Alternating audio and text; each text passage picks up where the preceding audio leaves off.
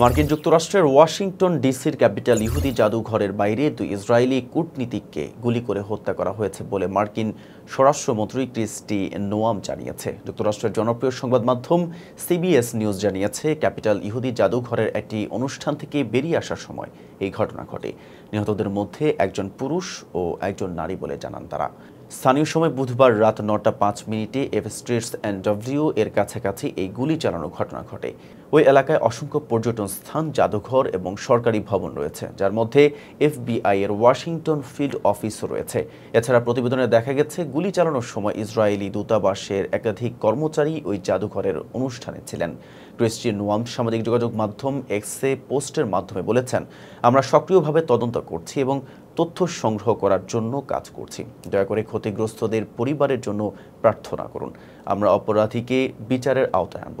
জাতিসংঘে নিযুক্ত ইসরায়েলের রাষ্ট্রদূত এই ঘটনাকে ইহুদি বিরোধী সন্ত্রাসবাদের একটি জঘন্য কাজ বলে অভিহিত করেছেন। এছাড়া সামাজিক যোগাযোগ মাধ্যম এক্সে ড্যানি ড্যানন বলেছেন, কূটনীতিক এবং ইহুদি সম্প্রদায়ের ক্ষতি করে একটি লাল রেখা অতিক্রম করা হয়েছে। আমরা নিশ্চিত যে মার্কিন কর্তৃপক্ষ এই অপরাধমূলক কাজের জন্য দায়ীদের বিরুদ্ধে কঠোর ব্যবস্থা নেবে। এতক্ষণ সাথে ছিলাম মেহেদী হাসান। ফেজ দ্য পিপলের সাথে থাকার জন্য ধন্যবাদ।